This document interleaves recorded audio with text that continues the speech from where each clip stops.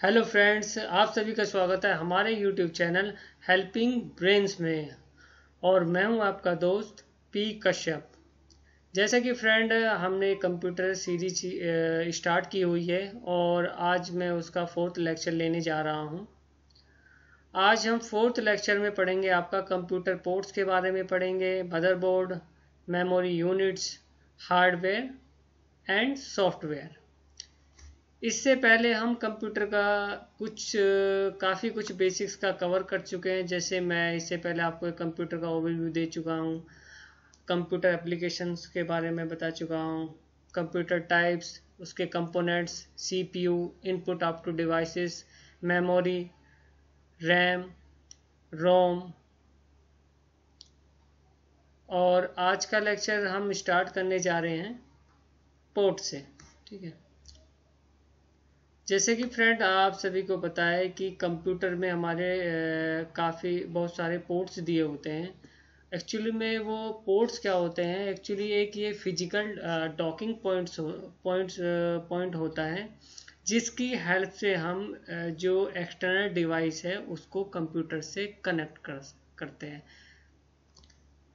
एक general sense में हम देखें तो ये क्या होता है, एक तरह से एक हमारे पोर्ट क्या है, एक तरह से सॉकेट की तरह होते हैं या फिर एक इंटरमीडिएट इस तरह का हमें दिया हुआ होता है कि हमें कंप्यूटर से अगर अन्य कोई डिवाइस उससे हमें जोड़नी है तो वो हम पोर्ट्स की हेल्प से जोड़ते हैं।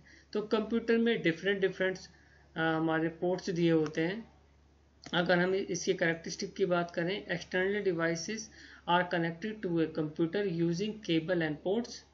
Ports are slot on the motherboard into which a cable of external device is plugged in. Actually computer क्या है, कंप्यूटर मेनली एक मदरबोर्ड पे हमारा सब कुछ उसमें असेंबल होता है। उस मदरबोर्ड के एक साइड में हमारे ये पोर्ट्स दिए होते हैं, जो पोर्ट्स मतलब स्लॉट्स दिए होते हैं, जिनकी हेल्प से हम जैसे कि आपका जैसे यूएसबी केबल है या ईथरनेट है या आपका माउस है, कीबोर्ड है, प्रिंटर है या फिर हमारा और अदर डिवाइसेस हैं, उन्हें हम कंप्यूटर से अटैच करते हैं। जैसे कि एग्जांपल मैंने आपको बताई दिए।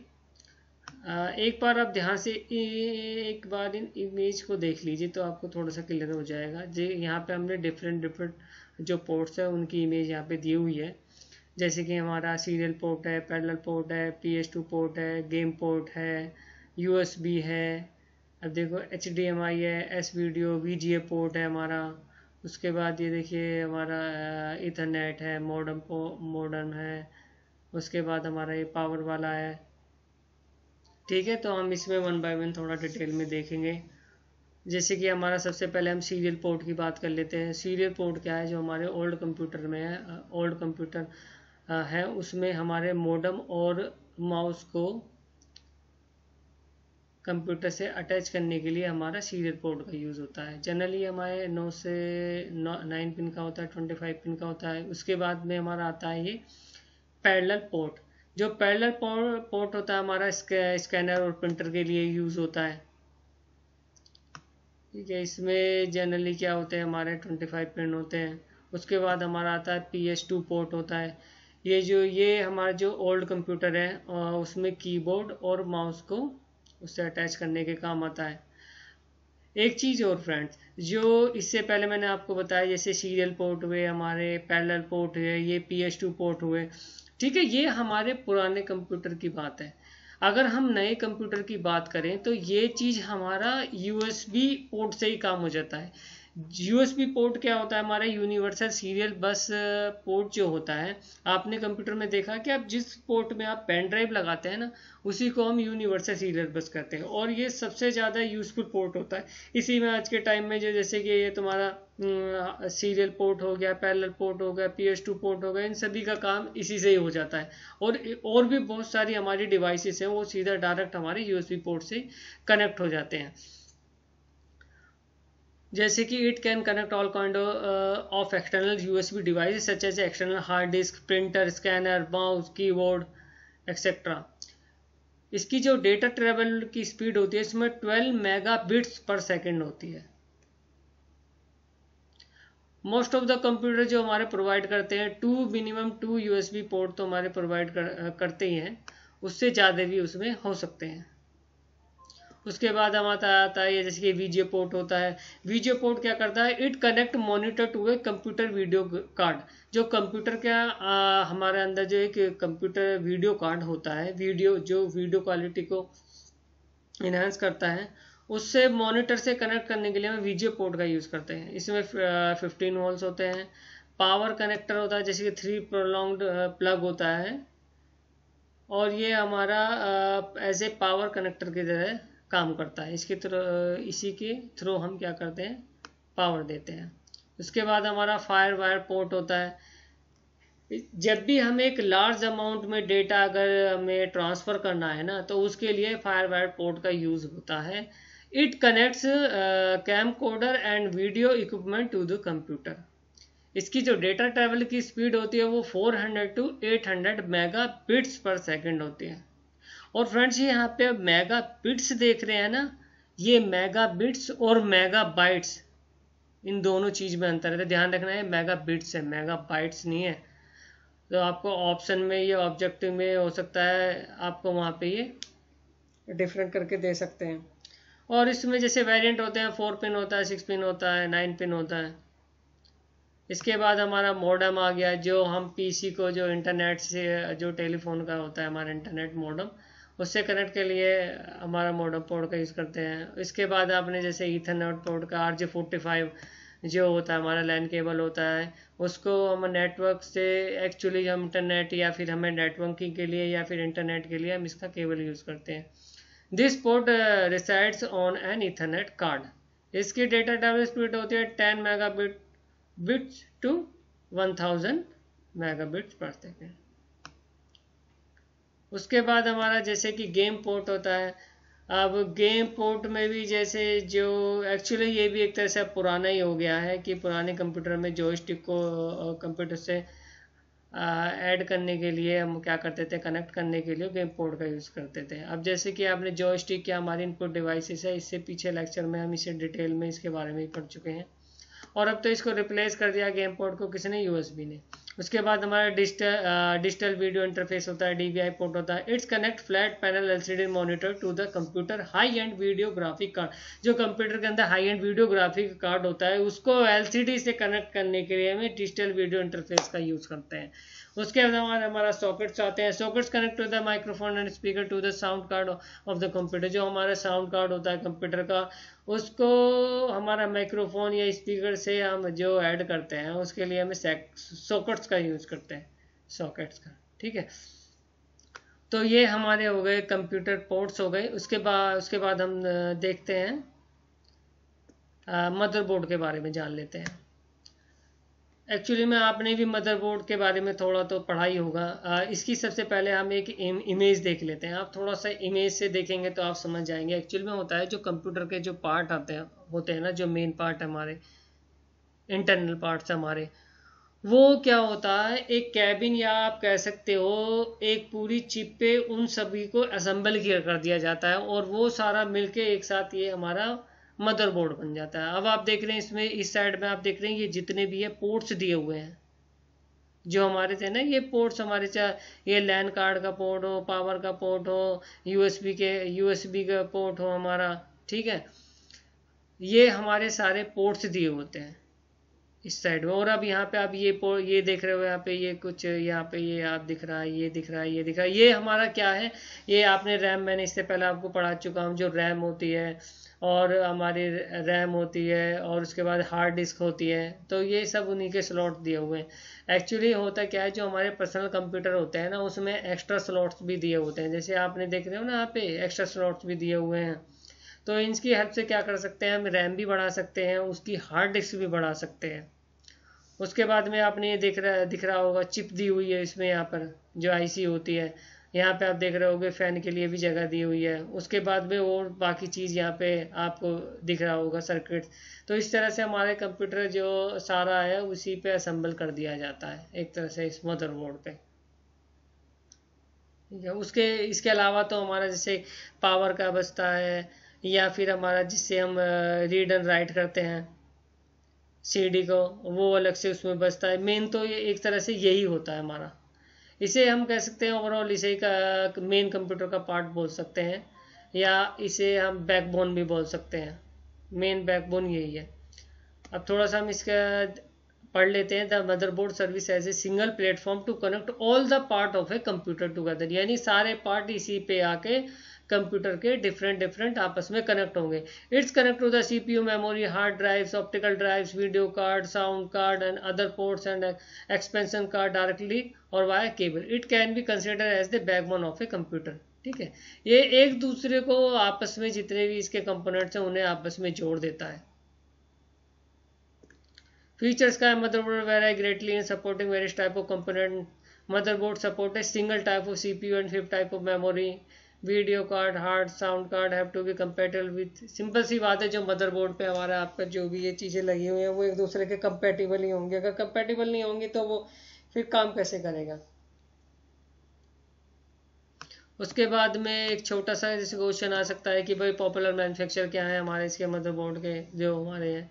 ये जैसे कि इंटेल है, ASUS है, ए ओपन है, ए बिट है। अब जैसे मेन तो इसमें इंटेल है, आपने गीगाबाइट सुना होगा, MSI सुना होगा। ठीक है, ये बायोस्टर है, ABIT है। उसके बाद में यहाँ पे आप थोड़ा, मैं इसे थोड़ा पॉज कर लेता हूँ। आप भी इसे अगर डिटेल में और बाकी इसके बारे में पढ़ना है तो आप पढ़ लीजिए। बाकी जो मैंने एक आपको जनरल सा आइडिया दे दिया है वो ही सब कुछ इसमें लिखा हुआ है। अब हम नेक्स्ट टॉपिक की तरफ मूव करते हैं। जो नेक्स्ट टॉपिक हमारा है यूनिट्स। आपने जैसे यूनिट्स के बारे में आपने पढ़ा होगा कि भी जैसे कि कहते नहीं है कि लेंथ का जो यूनिट है मीटर है, और हमारा जैसे कि कुछ लिक्विड का जो हम यूनिट ऑफ क्वांटिटी है वो लीटर में करते हैं। इसी तरह से हमारी मेमोरी की भी यूनिट्स होते हैं, जैसे हिंदी में मात्रक बोलते हैं ना। इसमें सबसे छोटी यूनिट होती है वो हमारी बिट होती है। ठीक है, एक्चुअली क्या है, memory unit is the amount of data that can be stored in the storage unit. This storage capacity is expressed in the term of bytes. अब जो सबसे छोटी हमारी बिट है, एक्चुअली बिट में क्या होता है, जैसे कि लॉजिकल आपने 0-1 डिजिटल फॉर्म पढ़ी होगी ना। जितना भी कंप्यूटर चाहे इनपुट में कुछ भी लेगा, लेकिन वो कन्वर्ट होगा 0-1 की फॉर्म में जाएगा। इससे पहले मैं बताया था डिजिटल फॉर्म में जो उसका आउटपुट भी आएगा डिजिटल फॉर्म 0-1 की फॉर्म में ही आएगा।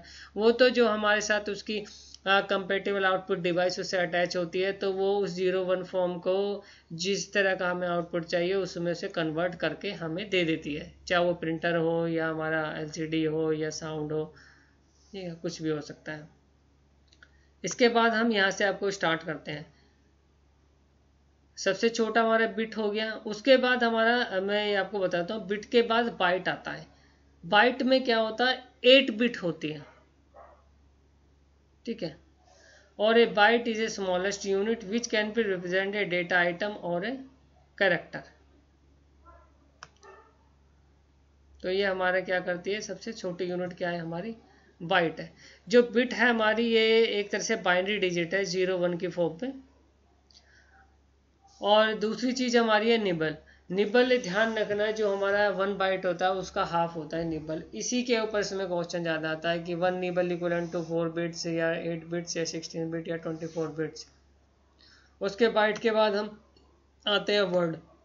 वर्ड क्या है, ये कंप्यूटर डिपेंड करता है। वर्ड क्या है, ये मेनली डिपेंड करता है कि वो कितनी लेंथ का है। उस लेंथ के अकॉर्डिंग ही वो उसका साइज जो है वो उसका साइज जो उस पर डिपेंड करता है, उसकी लेंथ पे। स्मॉल तो 8 बिट भी हो सकता है और मैक्सिमम इसका 96 बिट भी हो सकता है। एक्चुअली क्या होता है, computer word like a bite is a group of a fixed number of a bits processed as a unit which vary from a computer to computer but is fixed for each computer. Okay उसके बाद में हम थोड़ा units के बारे में इसमें description ले लेते हैं। अब जैसे कि हमारा जो 1 किलोबाइट जो होता है केबी का मतलब है, अगर देखो ये कैप्स पे लिखा हुआ है ना, कैपिटल लेटर में के और बी, तो किलो बाइट होगा ये। ठीक है, और अगर ये मैं बी को स्मॉल बी कर दूं तो ये किलो बिट्स बन जाएगा। ये ध्यान रखना, बी कैपिटल का मतलब बाइट होता है, स्मॉल का बी होता है बिट्स। ओके तो इट मीन्स हमारा 1 किलोबाइट इक्वल टू क्या हो गया हमारा 1024 बाइट्स। एक्चुअली ये 1024 क्या है, 2 की पावर 10 बाइट्स है, ये 2 की पावर 10 इक्वल टू 1024 है। तो 1 किलो बाइट इक्वल टू 2 की पावर 10 बाइट्स। उसके बाद जो यूनिट बड़ी आती है किलो के बाद में आती है mega. 1 megabyte equal to 2 की पावर 10 किलो बिट्स। उसके बाद आती है गीगा बाइट, 1 गीगा बाइट 2 की power 10 MB megabyte. 1 terabyte equal to 2 की power 10 gigabyte. 1 petabyte equal to 1024 terabyte.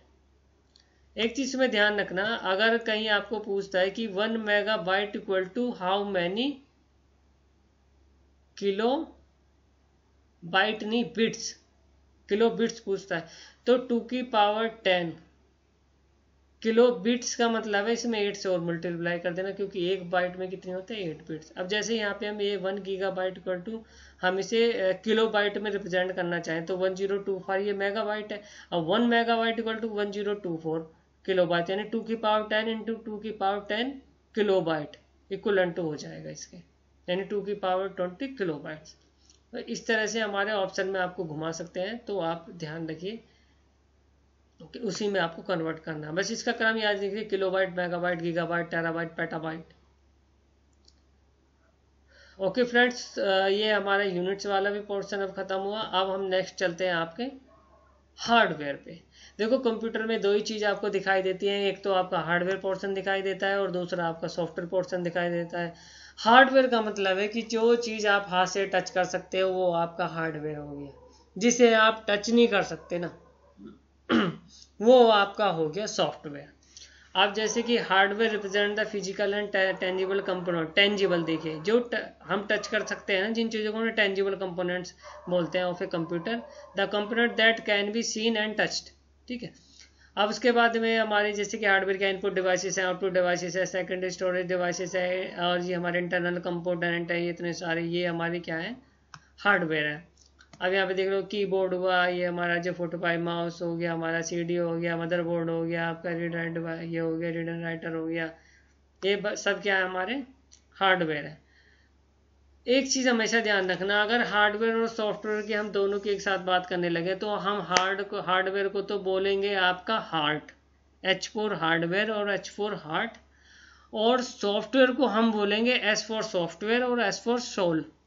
ठीक है ना, तो एक तो दिल हो गया और दूसरा हो गया दिमाग, और दोनों एक दूसरे पर कहते हैं ना डिपेंडेंट है एक दूसरे पर, कि अगर हार्डवेयर के बिना आपका सॉफ्टवेयर कुछ नहीं है और सॉफ्टवेयर के बिना आपका हार्डवेयर कुछ नहीं है। ठीक है, सॉफ्टवेयर किस में इंस्टॉल करोगे, जो उसे इंस्टॉल करने के लिए स्टार्टिंग में जो चीज़ चाहिए होगी वो हार्डवेयर चाहिए होगी, और हार्डवेयर को ऑपरेट होने के लिए कहीं ना कहीं आपका सॉफ्टवेयर चाहिए होता है।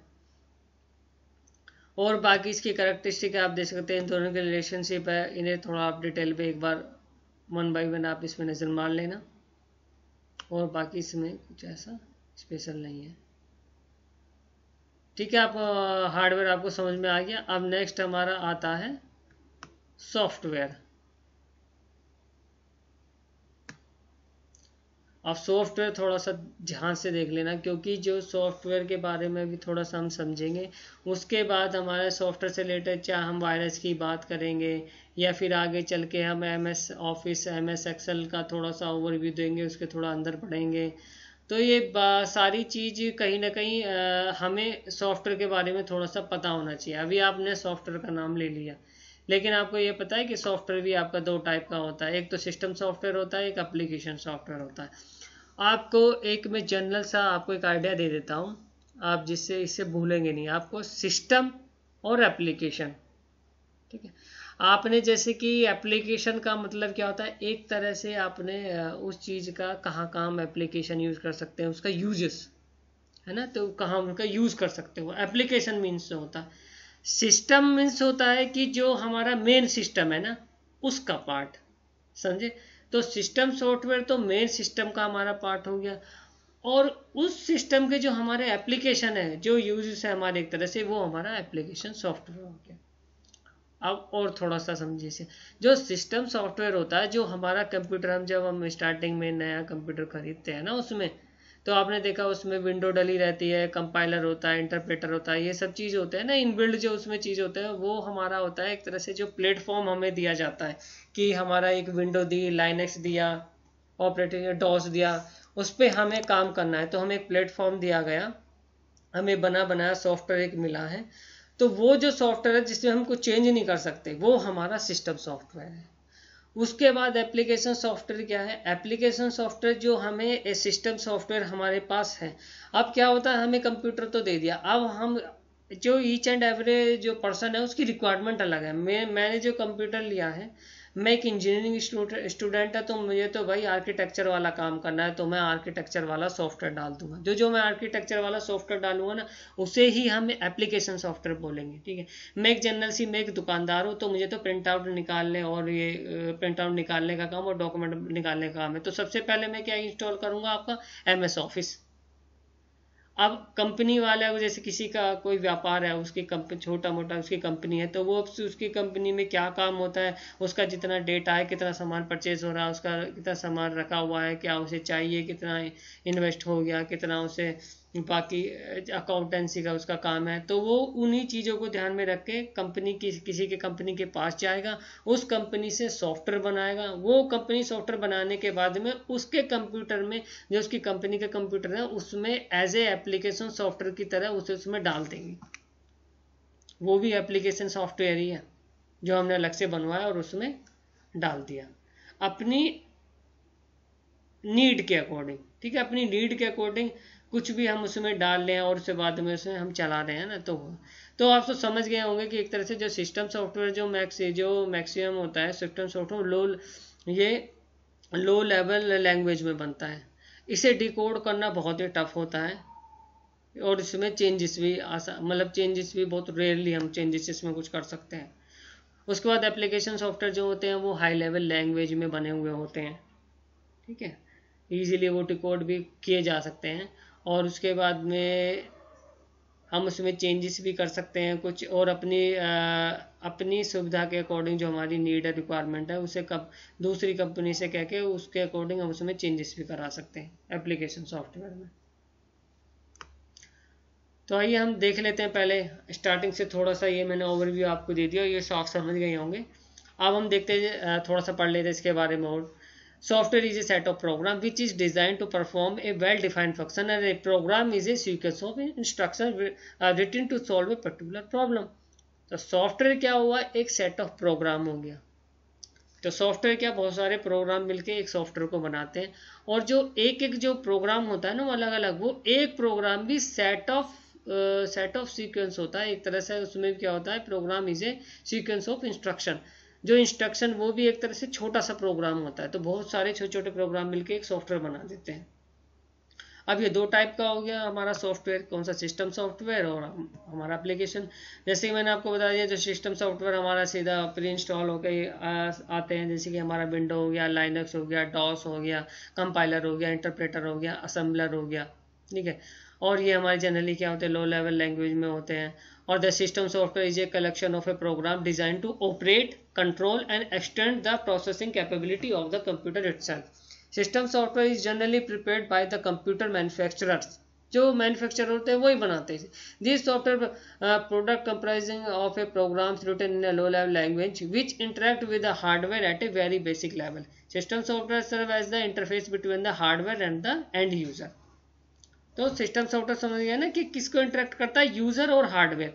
अब जैसे हमारे पास लैपटॉप रखा हुआ है, लैपटॉप का जो ये हार्डवेयर है, इसके अंदर आप अगर इसे अभी कंप्यूटर को बंद कर दीजिए तो आपको ये हार्डवेयर ही दिखाई देगा सिर्फ। उसके बाद जैसे मैं बैठा हुआ हूँ यूजर, तो मैं इस हार्डवेयर से कैसे काम कर रहा हूँ, इस हार्डवेयर से, तो वो उस हार्डवेयर का किस तरह से मैं काम कर रहा हूँ, तो वो किसकी हेल्प से हो रहा है, इस सॉफ्टवेयर की हेल्प से हो रहा है। वो मेनली क्या है, ये प्लेटफॉर्म है, और वो क्या है, विंडो है। ये जो विंडो है हमारा प्लेटफॉर्म, इसकी हेल्प से हम जो इसका हार्डवेयर है उसका हम यूज कर पा रहे हैं। फीचर्स क्या है हमारे, क्या, close to the system, fast and speed, difficult to design, difficult to understand, less interactive, smaller in size, difficult to manipulate, generally written in a low level language. उसके बाद हमारा एप्लीकेशन सॉफ्टवेयर आ गया। Every software product आज design to satisfy a particular need of a particular environment. Particular need of a particular environment. इस तरह से design किए जाते हैं कि भाई किसी की क्या नीड है, उसका क्या है, उसकी कंपनी का है, फिर उसका इन्वायरमेंट है, उसके according. All software application prepared in the computer lab can come under the category of application software. यानी जैसे मैंने आपको बताया कंप्यूटर लैब का मतलब वही हो गया कि इसी कंपनी से हमने पैसे देके कोई सॉफ्टवेयर बनवा। Application software may consist of a single program such as a Microsoft Notepad for writing and editing a simple text. It may also consist of a class of program often called a software package which work together to complete a task such as a spreadsheet package। अब जैसे कि ये हमारे बहुत सारे software आ गए, payroll software हो गया, ये कंपनी अलग से बनवाती है, स्टूडेंट रिकॉर्ड हो गया, inventory management, income tax software अलग होते हैं। अब जैसे रिजर्वेशन, उसके बाद अपने MS ऑफिस पढ़ाई होगा, उसके अंदर ये माइक्रो ऑफिस सूट सॉफ्टवेयर आता है, वर्ड आता है, एक्सेल आता है, पावर पॉइंट आता है। तो ये क्या करते हैं, हमें अलग एक फीचर उसमें प्रोवाइड करवाते हैं हमारे विंडो में, कंप्यूटर में, जो हमारी नीड होती है उसके अकॉर्डिंग। एप्लीकेशन सॉफ्टवेयर का feature closer to the user, ठीक है, वो क्लोजर टू होता है, एक तरह से सिस्टम आ गया, ये यूजर के क्लोज होता है, क्योंकि यूजर क्या करता है, अपनी सुविधा के अकॉर्डिंग इसका यूज करता है। Easy to design, more interactive, slow in speed, generally written in high level language, easy to understand, easy to manipulate, bigger in size. अब जैसे कि मुझे सिंपल सी बात है, मैं यूट्यूबर हूँ, मुझे वीडियो बनाना है, तो मैं क्या करता हूँ, वीडियो बनाने के लिए मैंने से अलग से सॉफ्टवेयर डाल रखा है। मुझे PPT बनाना है तो उसके लिए मैंने MS ऑफिस डाल रखा है, उसके अकॉर्डिंग मैं PPT वाला सॉफ्टवेयर उसमें इंस्टॉल कर रखा। उसके बाद अलग मुझे कोई कंप्रेस करनी होती है थंबनेल बनाने के लिए इमेज, तो उसके लिए मैंने अलग से सॉफ्टवेयर डाल रखा है। और मुझे उसमें एडिटिंग करनी होती है वीडियो में, तो वीडियो एडिटर मैंने उसमें डाल रखा है, तो वो अलग से मेरा। तो ये सब जो मैंने अपनी सुविधा के अकॉर्डिंग इसमें डाल रखा है ना, वो मेरा क्या है, एप्लीकेशन सॉफ्टवेयर है। और फिलहाल मैं विंडो 10 यूज़ कर रहा हूँ, तो वो मेरा क्या है, सिस्टम सॉफ्टवेयर। हो सकता है कि मैं इसमें लाइनक्स यूज़ कर रहा होता तो मेरा इसमें क्या होता, सिस्टम सॉफ्टवेयर लाइनक्स होता। और भी प्री इंस्टॉल जो इसमें सॉफ्टवेयर मेरे पास आए हुए हैं पहले से, जो उसके साथ अटैच है सिस्टम के साथ, तो वो हमारे सिस्टम सॉफ्टवेयर है। तो फ्रेंड, ये आज का लेक्चर हमारा यहीं पे ख़त्म होता है। प्लीज़ हमें कमेंट में करके बताइए कि आपको ये लेक्चर कैसा लगा। और फ्रेंड्स, एक बात और, अगर आपको लग रहा है कि कंप्यूटर में हमें कोई ऐसा टॉपिक हमारा बेसिक्स में रह जा रहा है कि आपको वो समझ में नहीं आ रहा है, तो हमारा कमेंट में आप उसे दे के आप मुझे बता सकते हैं, तो उसका वीडियो हम अलग से उसका बना देंगे। फिलहाल तो हम क्या करें, हमने एक तरह से प्रोसीजर, एक तरह से हमने एक पाथ फॉलो कर रहे हैं, बेसिक से लेके हम धीरे धीरे हायर लेवल पे जाने के लिए। ओके फ्रेंड्स, हमें थोड़ा इसी वीडियो के बारे में बताइए, और प्लीज़ हमारे इस चैनल को सब्सक्राइब करना ना भूलें, और लाइक करना। और प्लीज़ अगर आप सब्सक्राइब करते हैं, तो अगर जब तक आप इसे बेल आइकन को उसे क्लिक नहीं करोगे, तो तब तक आपको उसका फ़ायदा नहीं मिलेगा। जब भी हमारा न्यू वीडियो आएगा तो आपको उसका नोटिफिकेशन नहीं मिलेगा, तो उसका आपको फ़ायदा नहीं मिलेगा। Okay friends, best of luck for your exam. और प्लीज़ घर पर ही रहिए और अपने स्वास्थ्य का ध्यान रखिए, और आपके जो फैमिली मेम्बर हैं उनका ध्यान रखिए। Okay friends, thank you very much.